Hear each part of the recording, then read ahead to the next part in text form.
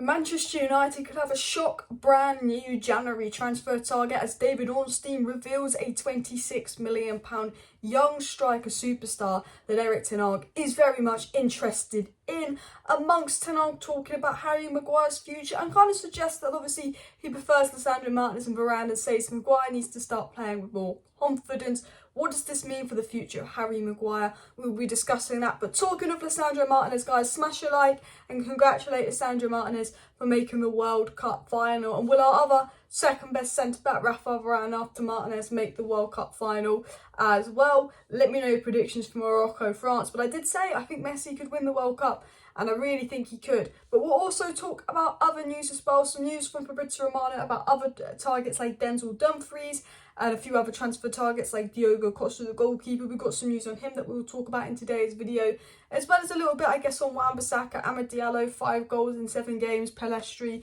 some other players in and around the block. So we're going to start with the little Ornstein story, then the Maguire story, then we're going to get into the general news. So please do hit that like button if you haven't already, and of course subscribe down below if you're new. Sorry, no live stream tonight, but the World Cup games were on, so I thought you guys probably want to watch that. But let's dive into the video. So I read this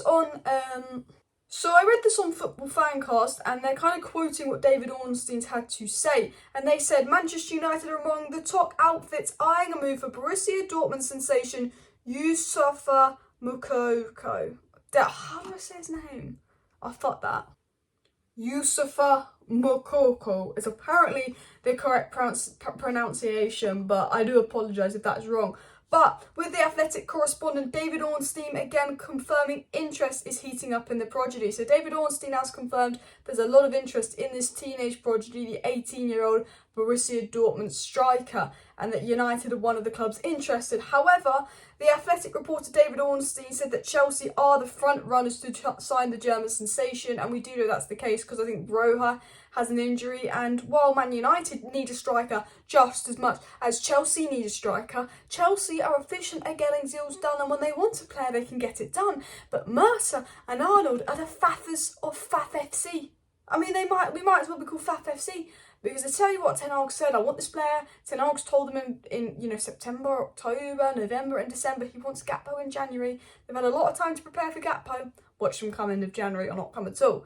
But apparently Chelsea are the favourites to get him. But it was said as well that United have been holding a long-term interest in the player, and a swoop to steal their prospect from under the Blues' noses must be struck, and United potentially looking to steal him under Chelsea's nose. And why United would potentially be looking to try and get him ahead of Chelsea is because there might be a chance that they can't get Goncalo Ramos because of his release clause. Benfica won't sell in January unless we give them millions. Joao Felix, unless it's a loan, it's not going to happen. And if someone else gets Cody Gakpo, we're kind of left with no one, and United could go for them. It was said that Sportbild, via the Mirror, stated last month that United can clinch the Aces services for a cut price fee of 26.2 million. So Red Devils boss Erik Ten Hag simply must prevent Premier League rivals from getting ahead. And there's reports of him being made up for about 26 million. That won't be the case with Dortmund. I would say around £30 million. But I still think that's a steal because he's a player with bags of potential. I mean, is it a steal actually? Because 37 on Amad Diallo wasn't really a steal.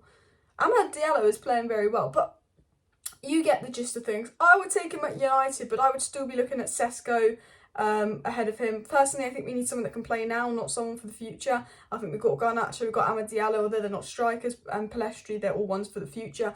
I think we need someone that can play striker now. I think Sesko is the least experienced I'd go.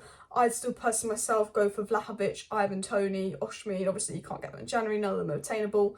But I'd probably go for Gakpo, who is an out-and-out striker, but someone that you know can just come in the team and score goals. Personally, that's what I would do myself. Goncalo Ramos would be a good shout. Now, talking of a player that's had a good World Cup and is very good for country, but not always good for club, Maguire.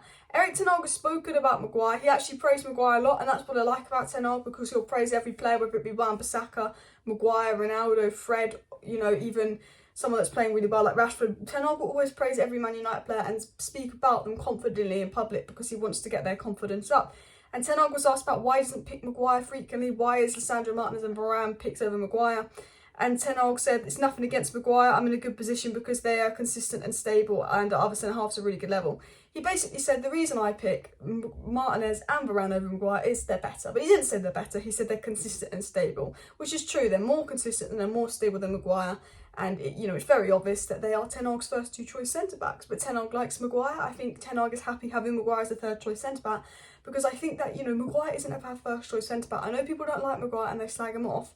But if he's your 3rd choice centre-back, that's a very good 3rd choice centre-back. Because for England, he is a good player. And we know that he's a good player in Harry Maguire.